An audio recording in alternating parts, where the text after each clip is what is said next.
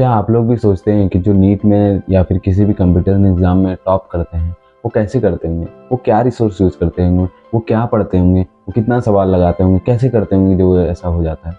हम भी मेहनत करते हैं, हमारा क्यों नहीं होता। अगर आपके मन में ये सवाल है तो आज के वीडियो में आपको ये पता चलेगा कि जनरली टॉपर्स क्या पढ़ते हैं, कितना रिसोर्स यूज़ करते हैं और कैसे खुद को मेंटेन करते हैं। तो आज मैं बताऊंगा आपको कि मैंने खुद पर्सनली कौन कौन सा रिसोर्स यूज़ किया था और मैंने क्या क्या किया था नीट के प्रिपरेशन के टाइम में, जिस वजह से मैंने 690 स्कोर कर पाया हूँ। और मैं ये भी बताऊंगा कि क्या बहुत सारा चीज़ सॉल्व करना ज़रूरी होता है, क्या बहुत सारा रिसोर्स यूज़ करना ज़रूरी होता है या फिर लिमिटेड रिसोर्स में भी हो जाता है। तो वीडियो के लास्ट तक बने रहना और पूरा देख के जाना, तब तुम्हें पूरा क्लियर हो जाएगा कि क्या ज़रूरी होता है और क्या नहीं। तो hello everyone, welcome to this channel. Myself Vishal Mandal, currently first year MBBS student at AIIMS Kalyan. तो जहाँ तक मैं खुद की बात करता हूँ और ज़्यादातर जो टॉपर्स होते हैं वो क्या करते हैं, सबसे पहले बात सुनो। पहली बात, वो जो भी कोचिंग जाते हैं या फिर जो भी बैच से पढ़ते हैं उसको वो ब्लाइंडली फॉलो करते हैं। इसका मतलब सबसे पहला रिसोर्स हुआ कि उनका कोचिंग या फिर उनका बैच, उसको आपको ब्लाइंडली फॉलो करना है। टीचर्स जो बोले वो फॉलो करना है, जैसा जैसा बोले वैसा। मैंने भी यही किया था, जो टीचर्स बोलते थे वो मैं करता था। इस बार तो मैंने ठान लिया था, मेरा ये लास्ट अटेम्प्ट था, मैंने ऐसा सोचा था कि इस बार तो मैंने ठान लिया था कि मुझे जैसे जैसे टीचर्स बोले वैसे वैसे करता जाऊंगा और देखूंगा क्या होता है। बस मैं सच बता रहा हूँ, खुद का एक्सपीरियंस है, आपको फेथ रखना होगा अपने कोचिंग और अपने बैच पे। और सबसे इम्पोर्टेंट, मैंने क्या किया था, रिसोर्स के नाम पे मैंने ज़्यादा कुछ नहीं किया। मैंने जो क्लास के बाद जो DPP मिलता था वो DPP सॉल्व करता था। सीट्स मिलता था हमें, सीट्स मतलब एक्स्ट्रा सीट्स प्रोवाइड किए जाते थे, वो सॉल्व करता था। होमवर्क जो मिलता था वो सॉल्व करता था, बस इतना।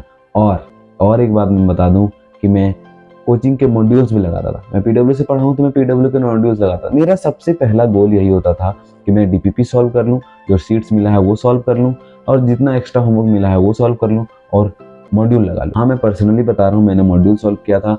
और देखो, कोचिंग इंस्टीट्यूट जो भी मॉड्यूल देते हैं ना वो लगभग सिमिलर होते हैं। चाहे तुम कोई भी कोचिंग इंस्टीट्यूट, LN का लो, आकाश का लो, PW का, जिस भी कोचिंग का तुम मॉड्यूल देखोगे लगभग सिमिलर होता है। मतलब तो मैं सच बताऊं तो रिकमेंड करता हूँ खुद के बेसिस पे, क्योंकि मैंने खुद सॉल्व किया था मॉड्यूल, इसलिए मैं बताता हूँ कि मैं कोचिंग के मॉड्यूल सॉल्व करता था। ठीक है, तो सबसे पहले ये सब करने के बाद मैं जो क्लास नोट्स में सर पढ़ाते थे, क्लास देखो, मॉड्यूल में जैसे क्वेश्चन होंगे, DPPs में जैसे क्वेश्चन होंगे और क्लास में जो क्वेश्चन होंगे वो अलग होंगे ना। क्लास का क्वेश्चन सर लोग खुद से बताते थे। वो लोग कहाँ से, वो लोग जनरली बुक से, एक्स्ट्रा बुक से लेके आते थे, वो लोग खुद रेफरेंस बुक से लाते थे और हमें सिखाते थे। तो मैं उन क्वेश्चंस को ध्यान से करता था, उनको रिवाइज करता था और उन क्वेश्चंस के थ्रू कॉन्सेप्ट को एक्वायर करने का, कॉन्सेप्ट को सीखने का कोशिश करता था। उन क्वेश्चंस को मैं ध्यान देता था। तो मैं यही करता था। मेरे पास रिसोर्स के नाम पे ज़्यादा कुछ नहीं था, बस कोचिंग के सारे जो रिसोर्सेस हैं, मतलब जो प्रोवाइड किया गया है वो बस। और उसके बाद मैं क्या करता था, PYQ सॉल्व करता था। PYQ, हाँ, सबसे इंपॉर्टेंट तो PYQ होता है, पता है ना, सबको पता हो जाना चाहिए कि PYQ is most important in any competitive exam. उसी तरह नीट में भी PYQ सॉल्व करना सबसे इंपॉर्टेंट है। तुम अभी शुरू कर रहे हो तो तुम लास्ट के 20 साल 30 साल के भी PYQ लगा सकते हो। और अगर ये सब हो जाने के बाद और एक चीज कर सकते हो कि तुम JEE के PYQ लगा सकते हो। हाँ, JEE मेंस के PYQ लगा सकते हो, वो सबसे इमर्जेंट। मतलब JEE मेंस लेवल के बुक सॉल्व करने से अच्छा JEE मेंस के PYQ लगा लो, वो बेटर है। कि जैसे मेरा और अच्छा प्रिपरेशन और अच्छा हो जाएगा। जैसे अभी 2025 में जो JEE मेन हुआ वो थोड़ा इजी था नीट के मुकाबले, लेकिन फिर भी तुम JEE मेंस का PYQ लगाओ, उससे तुम्हें कॉन्फिडेंस भी आएगा और तुम्हारा प्रिपरेशन और इनहेंस होगा। तुम JEE के PYQ भी लगा सकते हो। और सच बताऊं तो मैंने भी कुछ JEE के PYQ लगाए थे, मतलब मैंने पूरा नहीं लगाया था, लेकिन मैं तुम्हें सजेस्ट करूंगा सच में JEE के PYQ लगाओ। JEE के PYQ लगाओगे तो बहुत हेल्प करेगा प्रिपरेशन में और तुम्हारा प्रिपरेशन इनहेंस होगा और तुम खुद में एक कॉन्फिडेंस बूस्ट पाओगे। तो इन सब को कर लेने के बाद तुम कोई एक अच्छा रेफरेंस बुक ले सकते हो, ओनली वन। लेकिन ये सब फर्स्ट प्रायोरिटी है, मैं सच बता रहा हूँ। अगर यही सब कर लोगे ना तो मोर देन इनफ है। लेकिन फिर भी तुम्हारे पास टाइम है या फिर तुम और करना चाहते हो तो एक कोई भी रेफरेंस बुक यूज कर सकते हो। फिजिक्स में जनरली DC पांडे बहुत अच्छा है नीट के लिए। मुझे स्पॉन्सरशिप नहीं मिला है, मैंने खुद DC पांडे सॉल्व किया था, मेरे पूरे बैच ने DC पांडे सॉल्व किया था। हम लोग आपस में डिस्कशन भी करते थे उसके क्वेश्चन के, क्योंकि हमें होमवर्क के तौर पर भी वो मिलता था कि ये एक्सरसाइज कर लेना।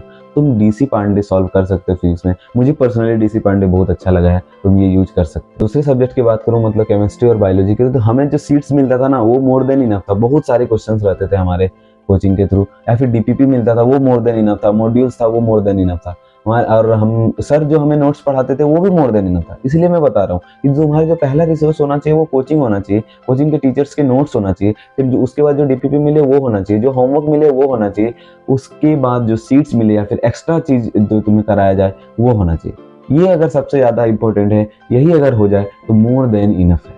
मैं सच बता रहा हूँ, मैंने जैसे फिजिक्स में बताया हमें डीसी पांडे बनाया जाता था, हम लोग पूरा बैच डीसी पांडे सॉल्व करते थे। मुझे पर्सनली डीसी पांडे अच्छा लगा है, तो तुम डीसी पांडे यूज कर सकते हो। तो तुम इस तरह अगर करोगे तो बहुत अच्छा कर सकते हो। और सबसे इंपॉर्टेंट चीज है जो मतलब सबसे इंपॉर्टेंट, तुम रिसोर्स कितना भी यूज कर लो लेकिन सबसे इंपॉर्टेंट चीज क्या है पता है? टेस्ट देना। हाँ, मैं हर वीडियो में ऐसे बोलता हूँ, इस वीडियो में भी यही बोल रहा हूँ कि टेस्ट देना सबसे इंपॉर्टेंट है। मतलब बहुत सारा टेस्ट दो, बहुत सारा टेस्ट। मैं अपने प्रिपरेशन जर्नी में बता, मैंने अपने ड्रॉप ईयर में पता नहीं 100 से ज्यादा टेस्ट लगाए हूँ। सच बता रहा हूँ, मैं 100 से ज्यादा टेस्ट लगाए हूँ। मैं तो बोलता हूँ कि टेस्ट सबसे इंपॉर्टेंट है, तो मैं हर वीडियो में बोलता हूँ, इसमें बोलूंगा। इसलिए अगर तुम टेस्ट लगाते हो और इन सब रिसोर्स को फॉलो करते हो, टेस्ट लगाते हो, तो मोर देन इनफ है। तुम और ज्यादा करने की जरूरत नहीं है। सबसे पहले coaching, DPP, seats, homework, notes, इतना हो जाता है। पीवाईक्यू, जेई मेंस के भी पीवाईक्यू अगर इतना कर लेते हो तो ये मोर देन इनफ है। इसके बाद भी बचता है, तुम कोई एक सिंगल रेफरेंस बुक लोगे, कोई इधर उधर नहीं, बस एक सिंगल रेफरेंस बुक लोगे और उसको सॉल्व करो। ठीक है, बस इससे ज्यादा कुछ नहीं करना होता है। रिसोर्स लिमिट होना चाहिए और उसी रिसोर्स को बार बार पढ़ना चाहिए। बस बोलते हैं ना कि बहुत सारे रिसोर्स को पढ़ने से अच्छा है कि एक ही रिसोर्स को बार बार पढ़। बस ये सच है। तुम बस उसी को बार बार करोगे, उसी से गो थ्रू रहोगे, उसी को रिवाइज करोगे बार बार, तो सबसे अच्छा यही होगा। बस इससे ज्यादा कुछ नहीं चाहिए होता है। मैंने भी यही किया था और मैं सच बता रहा हूँ, मैंने ये किया था, मुझे हेल्प मिला था और मैंने नीट में 690 स्कोर किया है।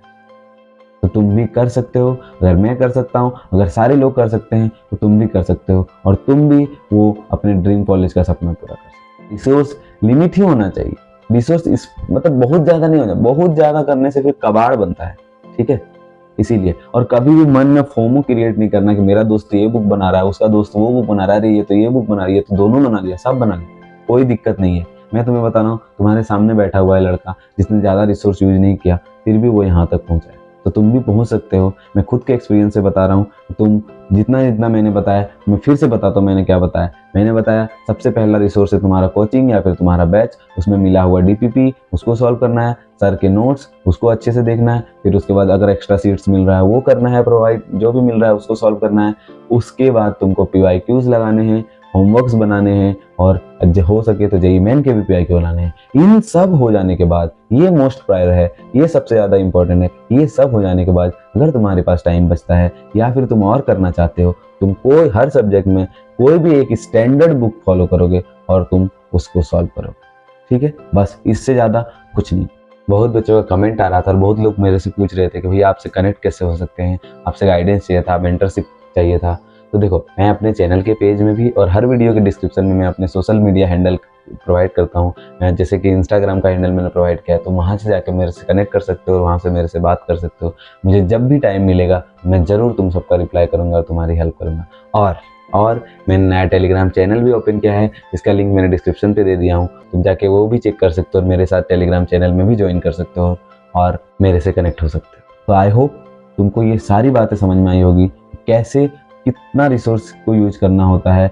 ज़्यादा रिसोर्स की ज़रूरत नहीं होती है, लिमिटेड रिसोर्स से भी हो सकता है। सब करते हैं, तुम भी कर सकते हो। और सबसे इंपॉर्टेंट क्या होता है? टेस्ट देना, ये बिल्कुल नहीं भूलना है। ठीक है, तो ये वीडियो अगर अच्छा लगे और तुमको हेल्प मिला हो तो लाइक बटन को दबा देना और चैनल को सब्सक्राइब करके बेल आइकन दबा देना, ताकि नेक्स्ट वीडियो की जानकारी तुम्हें सबसे पहले मिल जाए। तब तक के लिए all the best, keep growing, keep hustling, all the very best.